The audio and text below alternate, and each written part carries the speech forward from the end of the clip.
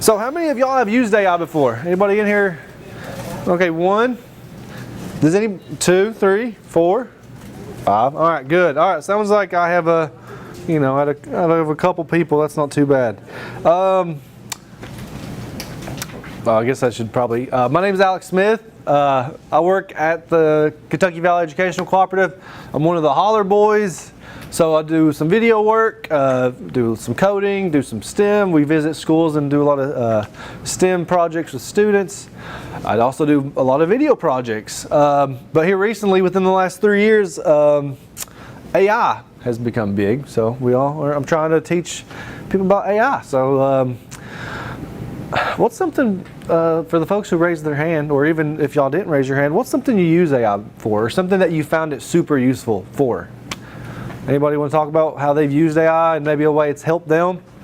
It's not cheating. If I just right off the bat, I know there's a preconceived notion that AI equals cheating, and that's not true unless you're using it for cheating. If you're using it to cheat, then sure, it's a tool for cheating. But I just think it's a tool. It's a tool that can possibly make our lives a little easier. So does anybody want to talk about the way you use AI? Come on. Creating images. Creating images? Or you create like funny images, creating images for a classroom, or just whatever? Whatever. All right, perfect. Had a lady in the last class, she had a porch goose. Anybody know what a porch goose is? She used it to name the porch goose. And I was like, the name was Clementine. I wish I would have had a picture of it. One other thing that lady also wanted to do, she was a fun time. She wanted to create a tattoo using AI. So I asked it to create a tattoo with nature imagery, and without any specific prompts, we created a nice little tattoo. So for folks into tattoos and everything, there you go. It's a pretty nice tattoo, I thought. All right, but that's enough of that. We'll go ahead and get rocking and rolling because I got a promise to keep to y'all. All right, so first off, welcome to AI for Para-educators. Oh wow, that's a cool little video. That was all AI generated. For some of y'all that came in the first couple minutes of the class opening up, I was showing a lady how to create videos like this. You can create 8-second videos with sound already in them. You just let me know. If y'all aren't in a huge rush, they won't take 2 minutes and I can show y'all that. So, I'm gonna just ask, anybody else want to share another way they've used AI? Whether it's writing emails, anything? All right, well, I'll tell you how I've used AI. I just started a garden this year, and I've never gardened before, never in my life. Never gardened growing up, never did anything. I bought a bunch of seed packets. I just laid those seed packets out, took my phone, took a picture of those seed packets, put it in a ChatGPT. I said, I live in Hazard, Kentucky. Well, I think I said it was like March 20th when I started it or something. I said, give me a spreadsheet so I know when to plant everything, right? It gave me the planting schedule for everything. It told me how deep to plant it. It gave me everything I needed, what if I needed to put Miracle Grow or anything. So it's pretty, I was telling everyone at work that I was getting into gardening, and they gave me a farmer's almanac, and I was like, I don't know how to read this. I had no clue. I was like, what's the moon shift? I didn't know what any of it meant. So AI was my friend there. All right, so super great tool. If you can use it professionally, personally, it shines in all things, I feel. So just real quickly, I know, most of us or all of us are para-educators in here. Your focus, I know, in the classroom is like small group support, maybe some behavioral regulation. We had one paraeducator in the last class. His big thing was he was a translator for some foreign exchange students, and I was like, cool. And so he shared with the class how he used that.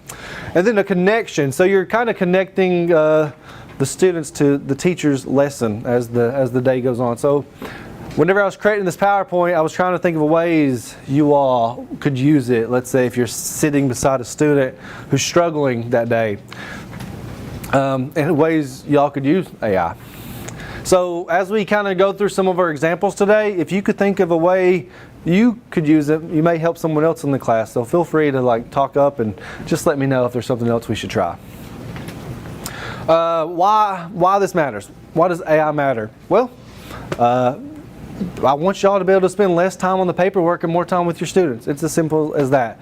If you're sitting in the classroom doing some sort of task or just getting ready for a lesson plan and you're trying to learn this specific subject so you can better help the students, maybe we can use AI to speed that little learning process up so we can get back to helping those students learn a little better. Super important part of AI, use AI as a co-pilot or even a self-tutor. Man, I'm moving quick through this. I took 10 minutes in the last one. I want y'all to use AI kind of as like a co-pilot. Do y'all know what that means? Like, don't use AI to cheat. Use it to get you close to an answer, or don't let it lead your work. You're the final person who you get to be the deciding factor on if whatever was generated in AI, what that final form is before the student ever sees it. So use it as a co-pilot. Let it get you close to where you need to be. But always remember, it's always guided by your personal judgment. You are the pilot. Don't ever just like create something with AI and say, yep, that's it. Here you go, student. Learn from it. Because your responsibility, if you give that student something wrong, now they're in the wrong and they're going to get lost further along. They're going to fall between the cracks if we're not careful. So we've got to be careful. Quickly, I'll talk about what AI is. Is anybody scared of AI? Does anybody like hear AI and they're like, this is going to take over the world, take our jobs or anything? It's not always true stuff either. Yeah. Never ran into some of that. Yeah. Yeah, well, it was funny the other day, one of our coworkers, so like I'm like the AI expert in the office, and when, it was actually Pam, she's got a session on the other side of the room. She was using AI for something and it started spitting out like just gobbledygook. It was just like the U.S. government was founded this day and this is the last day. It was very strange. We then asked AI like, okay, what just happened? What did you say all that? And it was like, oh, sorry, technical glitch. So I was like, okay, whatever. We'll just ignore it. But it was very weird text and it was about like, gosh, it was like 200 pages long. It was horrible. And she was scared, but she's still using AI. She's okay now. But I just want y'all to know AI is not, they call it artificial intelligence. To call it that is almost wrong. It's more like a really superpowered autocomplete. So it's recognized the way humans speak and talk to each other, and it's able to generate content that kind of matches the way we would respond to something. So if I say hello, it knows you probably want to hear hello back or something similar. And down here at the bottom, these are kind of the tools we're going to talk about today. Has anybody used ChatGPT in here before? You need to meet my daughter. Why? She likes ChatGPT? She would go in with this class. Oh, really? Perfect. Awesome. Well, what does she do? Does she teach or do anything for a living? What's she doing? Teacher. Is she? Preschool. Preschool? Does she use it for any of her work? Perfect. Awesome. Well, I think that's great. I'm not against it. I think it's great as long as she's doing her due diligence and just double checking things as they get made. Well, we have 3 and 4-year-olds, so you Yeah. more playful things. Yeah, it's great. So I like it because has anybody ever just like been working on something and they just keep going to the same sort of structure every single time? I think AI is great almost as an out-of-the-box thinker. So let's say in my garden, I'm always planting my tomatoes the same way. I'm like, why does this never work? Why? And I'm just in this box. I can't think outside of it. I could ask ChatGPT, what's going wrong? Or how can I change this? It's going to give me probably a couple different ideas that I could try for my tomato plant. I'm sorry, I've got my tomato plants on the mind. They just turned red like last week, and I'm just excited to try them this weekend, okay? But yeah, so it's just like a really complicated autocomplete. It has no real thought. It just kind of outputs what it thinks you want to hear. So right now we're still safe. Robots aren't going to take over the world or anything. Just wanted to dispel some of that. And I want to talk about generative AI. Does anybody know what that kind of means? I mean, I know it's in like plain text here, but basically you're never going to get the same thing generated from AI. It doesn't copy content, it creates something new kind of every time you ask it. So you're never going to get the same thing twice. So if you get a really good response out of AI, you might want to keep it. write it down somewhere, put it in a Google Doc. I don't know. But you're never going to get the same thing twice. I asked it the same thing, create me a poster showing the rain cycle for 3rd grade students. Created 2 similar looking graphics. It missed some labels on that one. And I would say it's probably still not great. Like I would find it confusing if I was a student. Like, all right, what do those labels mean? So it's still not great for like poster creation, but if you wanted something simple and you were a bit more specific than just create me a poster, maybe you'd get a better poster. I don't know. Something to try. All right, so now we're on to our tool section of the program. First off, we're going to talk about ChatGPT. We have some people that are familiar with it, have used it. It's basically just a chat bot. And what I mean by that is, let's go to ChatGPT real quick. All right, so we're here. We're at ChatGPT. When I say chatbot, it pretty much means it responds to text. So you just pretty much talk to it. So what do you need? What do you want out of it? So I'm just going to copy and paste my little format here. So I have a brainstorming example. I'm struggling to come up with ideas for this fun review game for my 4th graders about the water cycle. So I said, give me 5 ideas for a fun review game about the water cycle. Go to ChatGPT, I paste that in there, I minimize Chrome, and I hit enter. And there you go. I mean, you get 5 fun review games all listed out. So you got water cycle, relay race, cloudburst. And this is one of those things, like let's see what this game is. What's cloudburst, balloon pop? Write water cycle review questions on slips of papers and put them inside balloons and inflate them. And then you take turns popping a balloon.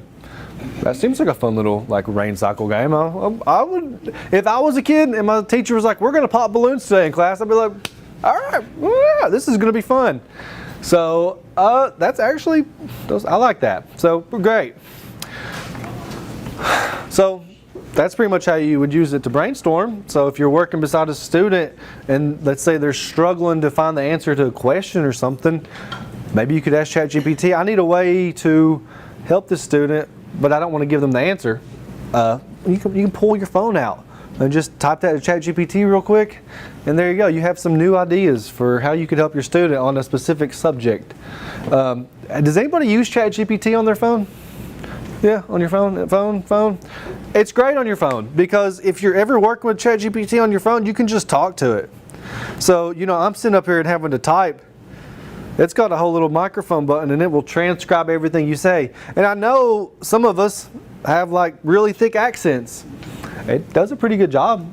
And even if it doesn't exactly understand everything you're saying, it'll get close and ChatGPT can figure out the rest. I mean, that's what it's good at, finding patterns. So, and another great feature about ChatGPT is if that student's struggling with something in the class, and let's say you have like a body of text, you can just pull your phone out and just take a picture of it. And then just say lower the Lexile level. And then have your student, you can have the student read from your phone. You can have them, or you could just like explain it to them. I don't know how that would work. But it would be, it's a tool, right? It's almost like the calculator. Y'all remember growing up and everyone always saying you're not going to have a calculator in your pocket? And now look at us. Yeah. Yeah. Did you used to say that? Camera neither. I don't have TV. Yeah. Yeah, my dad would not let us use calculator. Oh, really? Would not. And now look at you. You got a calculator, a story. As I said, Yeah. Telephone, TV. Enter, name it, and take it. Right here. It's your own little entertainment box right in your hands. I mean, it can do everything. And now it can. No, well, I understand. I know this tech is it's something to see. So yeah, it's just a tool, and I probably use ChatGPT more on my phone than I do anywhere else because you can just take a picture of something and then you can understand it right there, super quick. See right here, there's my planting example. I was going to run that through there. Create me a simple planting schedule for tomatoes and peppers in Hazard, Kentucky. And for those who haven't seen, well, if I can copy and paste it. Like I said, we're going to move quick. But if y'all have any other examples or anything else you would like to see that you've not seen ChatGPT do, let's try it out, because if you have that question, someone else probably has it. What does GPT stand for? Haha, I don't even know that. What does GPT stand for? Stands for Generative Pre-trained Transformer. Well, I should have known that, but yeah. So yeah, generate new text. It's pre-trained, so like I said, it's just a bunch of data that these guys in Silicon Valley have just trained it on. And a transformer, so it uses this architecture to spin its language into something we can understand. So it's pretty neat. All right. So basically, GPT is a really smart text-making machine that learned a ton before you ever met it. Okay, well, okay now. You don't have to talk down to me, but all right. So that's pretty cool. Anything else? Yeah, if it's pre-trained, who trained it? Oh, okay, there we go. Okay, if you're pre-trained, who trained you? All right. Well, picture me like a chef who learned to cook by tasting millions of dishes before I ever served you a meal. My training came from lots of textbooks, a giant team of researchers, and a process called supervised fine-tuning. Oh, wow. So let's see, let's just scroll down. So I wasn't taught by a single person like a school teacher. I was shaped by a massive mix of data plus human judgment. Let's see, so if I ever... Okay, cool. So it's pretty neat. Anything else you want to run by AI? Any other questions? No? Anybody want to generate any images? Has anybody? So fun. And when you put a picture in there and then you can write roast me underneath it, that is the funniest thing in the world. I sit and do that all the time. Just roast me? Yeah, but So- you have to have a picture. You have to put a picture in there. I don't think I have any pictures on my. It's hilarious. I don't know if I want to be roasted in here. It is so funny. Oh, okay. Roast somebody else. Roast Well, okay. So I told you I have a twin brother.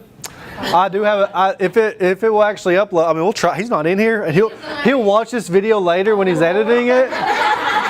So this would be kind of fun. So I'm kind of here for this. All right. So let's see if it actually pulls the picture, and it's kind of a. All right. Yeah. Let's just try it. Oh, don't generate image. All right. So roast this picture. Okay. Let's see. I hope it shows the picture, because darn it. No, it won't, because it's a raw photo from a, let's see. No, it's just headshot pictures that we took a long time ago. Darn it. It's so close. It is very funny though. That would have been so fun. Next time, I'll come prepared next time. But yeah, one of the things I tend to do, just to show people, you can you can get ChatGPT on your phone, like the actual app. And if you use the app, you can actually feed it, let's see. I just signed that or got it online, so I'm a little confused. Oh yeah, what are you confused about? Why do I sign up? Well, you don't, if you just want to start trying it, you don't have to sign up at all. You can only do Yeah. so many things though a day. Yeah, you can only do so much, and then if you sign up, you can personalize your ChatGPT. Where'd she come from? But you Yeah. don't have to, right? No, you don't have to sign it up. You can just ask it things right now. But if you're asking it something that you might want to know later, it's not going to save that conversation. So if you make an account, and it's free to make an account, It is, okay. then you can keep all your conversations you have with it. All right, so ChatGPT, pretty cool tool. Oh, we didn't generate an image, so I like to do this. Let's think of what's a crazy image. What's something we could generate maybe we've never seen before? Anybody? Like that lady in the last class generated a tattoo. So, I mean, what else? Come on, we gotta think of something fun. Well, I quilt, Okay. so like patterns, I guess. Okay, so a quilting pattern, like let's get more specific. A quilting pattern, someone else throw something else out there. About what? Pattern ideas, quilting. Quilting ideas what? With what? Like animals, nature, Portuguese, tomatoes, ocean view, Halloween. Halloween. All right, so Got Halloween stuff out at Walmart. generate an image of a quilting pattern Did you say ocean? I heard ocean or something. Ocean. Ocean what? What did you say? You said ocean breeze? Ocean? Oh, just ocean? The scenic view of the ocean. Create an image of a cooling pattern with the scenic view of the ocean. I don't know. We'll try it. Creating with the scenic view of the ocean. I don't know. All right. So from here, I said generate an image, so it should know, but I'm just going to go ahead and hit my tools button and just say create image, just so it doesn't just not create an image. All right. And ChatGPT's image generation got a lot better like early last year or late last year. So now this process takes like 4 or 5 minutes, but you're actually going to get like a pretty good image. So we'll come back to that in a minute. Let's move on to our next tool, which is Magic School AI. Who's used Magic School? Nobody? No? Huh? Yeah, Magic School. No one's ever used Magic School. Have you heard of Magic School? Okay. Have you heard of it? Okay. Well, it's a great tool. So take ChatGPT and kind of tune it to teachers a little bit, kind of. It's the best way to describe it. In the last class we made a resume using ChatGPT for me, and I know it's off topic, but I told it I was a bagger at Food City, which I was, and then I was a delivery driver at Perry Distributors. I wasn't a driver, but I was just like a helper, and it made me a really good resume. So if anybody's helping a student with a resume, ChatGPT has single-handedly knocked out all of these like resume builder websites. Like this, people just use ChatGPT anymore, and it makes this was like with barely any information about me. So if you're going to do something like that, I recommend it. There were some ladies in the last class who are going to apply for a new job, so So that has to be helped her out. downloaded also, correct? What? The file? The magic. Oh no, Magic School is like pure like. Oh, you have to make an account for it, but I'll show you that right now. So Magic School. Let me go back to the home page. Oh well, if it works. The internet. Okay. All right. So Magic School is like ChatGPT. You have to have an account to use it. It's free to a point. You can do a lot with it for free, but you can't do everything. Like I said, it's just tuned to teachers. So you know how if I want to generate something for my 3rd grade class, I'm going to have to tell ChatGPT every single time, create this for my 3rd grade class. I need these standards or all these specific sorts of features. Magic School handles some of that for you. So now you don't have to think about your class, what grade level you teach. You can just say 4th grade, topic or standard objective. So it's already asking for more context. So we could just say world history for 4th graders. They love world history. And then additional criteria. So we could say we just went over, I don't know, the American Revolution last week or anything. So then it knows, okay, well let's throw a little more on top of the American Revolution. And then I already have it typed in to set it to Kentucky standards. Great. And let's say, for example, you're a district that already has your own set of standards. You can just upload those standards there. So there's all the context. You haven't had to think about it. You pretty much have a lesson plan, not planned out, but you have an idea of what you're looking for. You just hit generate. Because how many times have we used ChatGPT and we haven't gotten what we wanted out of it? We weren't specific enough with our prompts. It didn't know exactly what we wanted. Anytime we talk to ChatGPT, we have to treat it like a stranger because it doesn't know what we want. It doesn't know anything about us. It just tells us what it thinks we want to hear. And you got to be real specific. All right, so from here, let's look at this lesson plan. It's world history, exploring ancient civilizations. We got learning objectives, key points. It even has an opener. So beginning with a captivating question. Okay, and then an intro to new material. If we were to use this lesson plan, obviously you don't just want to go in and not have gave it its due diligence. Always check it out. Make sure it's going to test your students' rigor and it's actually where you are in your lesson. And the standards aligned. I don't really like the idea of just saying I want to put Kentucky standards in here. I like listing my standards because you're going to know what standards you're working on that week or that month. And so me personally, I'd have to go and double check these to make sure those were the right standards because AI does make stuff up sometimes. So just be aware of that.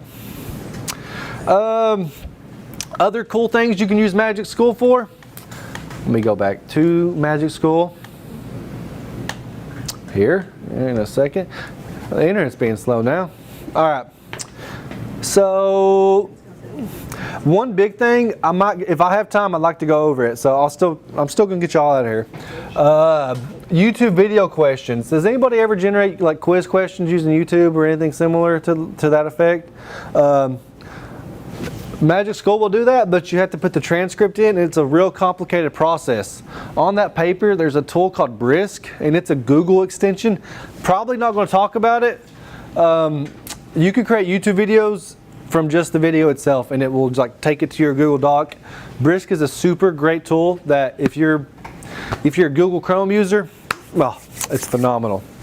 All right, so let's try one more. So let's say my students were reading the Gettysburg Address, and my student just can't, they're not at that reading level. They're struggling with it a little bit. There's one tool on here. Let's see, I'll just type it in because I can't seem to find it. So it's called Text Leveler, right there. So Text Leveler, we click into that tool. My student reads 5th grade level, right? And let's just go ahead and pull this Gettysburg Address in. All right, I'm not even going to paste it. I'm just going to paste the link in because I'm trying to make this easy. I'm trying to save time, right? So I'm just going to say post the original text here. I just posted the link. I don't know if this will work. We're going to try it. 5th grade. Let's get the Gettysburg Address to a 5th grade reading level, because you know Gettysburg Address has all that talk. All right, and so here we go. We have the Gettysburg Address to level 5. Ugh. You know what? I don't know if that really worked. You'd have to put it in and then say rewrite it at a 5th grade reading level. Well, what I might have to do is actually grab. Oh, these are like different versions of it or something. Let's see. All right, so 4 score. Yeah, here we go. So I'll just grab that text, right? I'm just going to copy that text and let's try that again because that was not very successful. So 5th grade reading level, and then paste the original text. So the fact we're using Magic School, it's going to handle the context of saying, hey ChatGPT, I'm going to paste this text in here, can you lower it to 5th grade level? That's where Magic School comes in. It handles that context for you. So all you have to do is give it your content. So here we go, 5th grade reading level. We just posted the Gettysburg Address in here.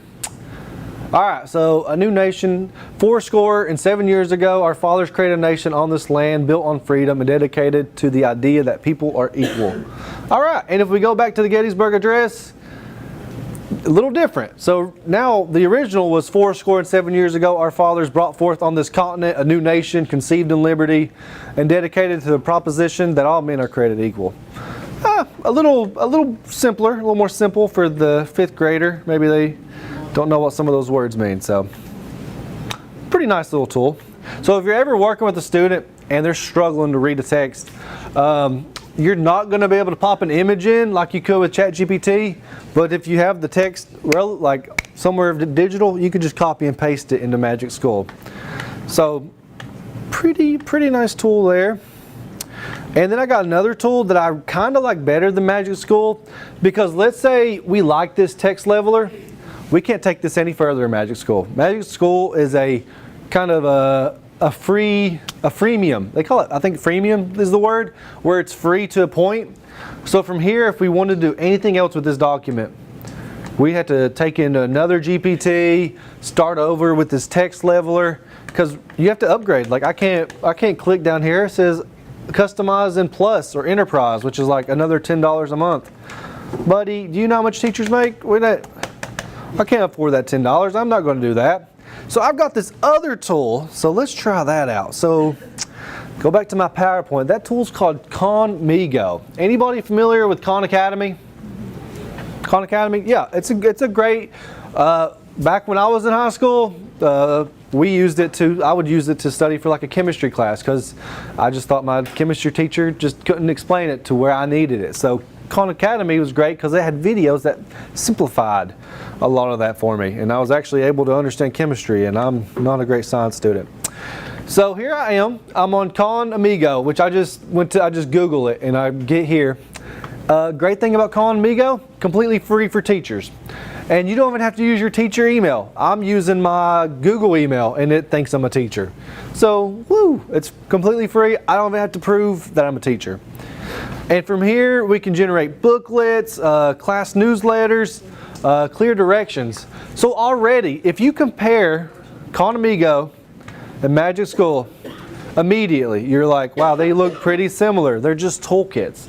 They just take ChatGPT or any of these chatbot AIs and they handle that context for you. What are you looking for? All right, we're at the 30-minute mark. I'm gonna move quicker, y'all. I'm gonna move a little quicker. So, yeah, so they just handle that content for you, that context. So you can do a lot here, and I'm gonna show my favorite part about it. So, same thing. Well, wait, hang on a second. So if we go back to that text leveler, so we're in Con Amigo. They have a text leveler tool as well. We'll go here, text title, Gettysburg, Getty. We'll just call it Getty because I don't want to type that. What's the new reading level? Let's do 3rd grade. Let's make it even simpler. And this works, and let's post our text in here. Yeah, I still have it. Perfect. Hit start. All right, so here's Getty, the 3rd grade revision of Getty. I should have probably called it Gettysburg Address. All right, so it really simplified for me right here. It's one paragraph. A long time ago, people started a new country because they wanted everyone to be treated fairly. I mean, wow, I didn't know you could get the Gettysburg Address to one single paragraph. Later, there was a big fight called a Civil War to see if the country could stay together. Wow, I mean, that's history. That's pretty neat. So there you go, a 3rd grade revision, but let's say I don't like that. In Magic School, we would have had to take that text and put it in another GPT or put in a Google Doc to edit it. Here we can edit it live. This is a live document. We'll just edit it how we want. And let's say I didn't like this paragraph. I can go over here to the right. I can make changes to this, or I can try something different. I don't like this paragraph at all. So let's just hit try something different. Khan Academy is then going to regenerate our revision. So many years ago, people created nations so that everyone could have equal rights. Later, a great conflict called the Civil War happened to decide if a nation would remain united. Basically, the same sentence, just reworded. So from here, you could edit your entire document here, and when you're done, you just hit export. And when you export it, you can make it a Word document, a PDF, a Google Doc. So any of those systems, like my office, we all do Google Docs. I could save it to my Google Drive and everyone in my office would have access to it. Done. Easy. If you're working directly with a teacher, you save it to the Google Drive, drop it to them, they have access to it. Bada bing, bada boom. Or if you're working in a one-to-one classroom, student has Google Classroom, upload it to Google Drive, send it to them on Google Doc, or send it to them on the classroom. That's pretty neat. I mean, I like Con Amigo. I'm still kind of working with it. I've just learned about it literally Monday. My boss saw like a 60-second documentary about it, and I like it because it's free. I like free tools. Free tools are my favorite. And I like it when they work good too. All right, so I did have this exercise. We're not going to worry about it. Anybody, I want to talk about this briefly, real brief. So anybody concerned about student privacy if they're like putting in personal information in any of these AI systems? I would worry if you're doing that in like ChatGPT, Google Gemini, but if you're using like Magic School or Con Amigo, they claim to be FERPA compliant. So basically what that means, if you give them personal information, it's not going to feed the next version of Con Amigo or Magic School. ChatGPT, anything you give it, it's going to feed the next version of ChatGPT. So if you tell ChatGPT today, my name's Alex Smith, here's my social security number, nothing's stopping them from next, ChatGPT 5, I'm asking them, who's Alex Smith that lives in Hazard, and it gives them my social. I mean, I'm not saying it's not that simple, but these other tools claim they don't take your data and reuse it. So take that with a grain of salt when you're talking about these big data plants, but it's pretty neat. Yeah, definitely take it with a grain of salt. But if you're going to use the system, because I mean people are going to do it. I mean you can warn them not to. They're going to do it. But I just need to put this warning out there. Magic School and Conamigo claim to be the safest with any sort of personal data like that. So take that with what you will. Context matters. We kind of went into that already. The more specific you are with the prompt, the happier you're going to be with what you get. We won't talk about that. Q&A. All right, let me show you 2 more tools, and then I'll let you go, right? Is there any other questions about AI before I show these tools? Anybody want to try anything? Want to go back and see that quilting pattern? We want to go see that? Huh? All right, you want to see it? All right, here we go. Let's go ahead and pop it up here. I mean, that's, I don't know if it's a quilting pattern, but it's something. I don't know a lot about quilting either, so it's pretty neat, I guess. It's pretty. But kind of looks like, yeah, kind of looks like a mosaic in the church, or what, like a stained glass window. I don't know. Not too, maybe more specific. Maybe it was too complicated for it. It's image generation. The image generation with ChatGPT is good, but it still has a road ahead of it. All right, so 2 more tools I want to talk about. Does anybody in here make a lot of presentations? Anybody in here making presentations? All right, we're not going to talk about this tool. Unless you do, I need to know. All right, good. All right, I'm not going to waste your time. I won't talk about it. But if you do want to know, it's called Gamma App. It's on your worksheet. It tells you everything you need. Another tool called Notebook LM. We won't talk about it, but if you are really into podcast, you can tell it something you're interested in, and it can generate a podcast for you. And it's like, it feels like 2 people actually talking about a topic, and it's pretty neat. It's called Notebook LM. It's a Google tool, so as long as you have a Google account, it's free to use, and it can be about any subject. Just to quickly show you how quickly you can throw something together, this will take a minute. You try Notebook LM. Here's all my notebooks. You hit Discover Sources, and you just tell it, I want to learn about, I don't know, dinosaurs. And it's automatically going to pull sources about whatever topic I was talking about. And you pull it into this notebook, and then you can talk to a personalized AI about whatever content you have. So if you're struggling with something and you have all these documents that explain this certain thing, you can just throw them in here. But all right, so let's look at these sources. We got Smithsonian Magazine, that seems useful. Mesozoic history, pretty good. The Jurassic period. And you can click on all these links and go to these sources. I'm just going to say I trust them. All right, cool. And then, all right, now we have a personalized AI we can talk to just about dinosaurs. Huh, that's pretty cool. I don't know, whenever I was in grade school, man, I would have loved this. I would have been talking to this thing all day. And now, we'll go ahead and start generating a podcast so we can have something by the end. So, I didn't give it any prompt. I just said generate an audio overview, and we'll come back to that in a minute, and I'll show you that little feature. All right, so we showed Notebook LM, some of it. Anybody ever use Suno? Anybody ever heard of Suno? Ha, okay, cool. This is fun then. All right, so Suno is a AI music generator. So it can make music, it can automatically make the beats, it puts the words in. So I asked Suno, I said, a country song about para-educators learning about AI. And so it made a song for me. No prompting, I didn't give it lyrics, I didn't give it anything. It called it Chalkboard Dreams, and this is a soft harmonica swells country storytelling with finger-picked guitar. All right, let's give it a listen. Let's just see. I've not listened to this yet, so all right, let's just try it out. And the lyrics are here to the side, so it generates everything.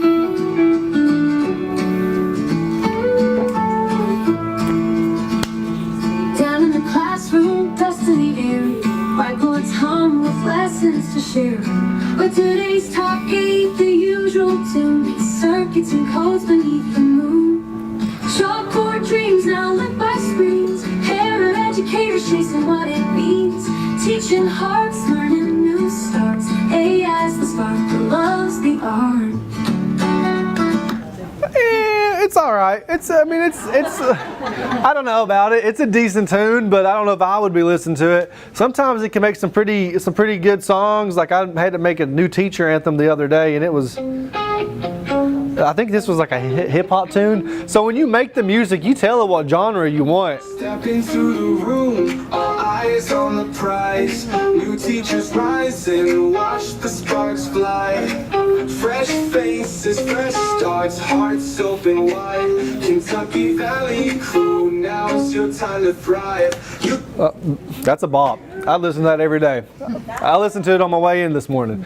So this is a fun tool. I think y'all would love this. Students would love it. You can start every day listening to some AI generated beats. But it's cool. So after you make a song, you can just download it. And I mean, I've made my friends happy birthday songs. I mean, I make them all sorts of goofy little songs, but we won't have to listen to those right now. I have a cousin in Indiana that writes hers, and she puts it on there. Yep. She does the music and so on because she doesn't have any talent with music. Yeah. Oh yeah. So She wants and all that, and it just makes it up for her. yeah, it's so cool because like right here, this is just describe the song. So this is just generating a whole new song from nothing. You have the lyrics button, and then you just put your own lyrics in here. I mean, then you select what style you want, what sort of like tunes.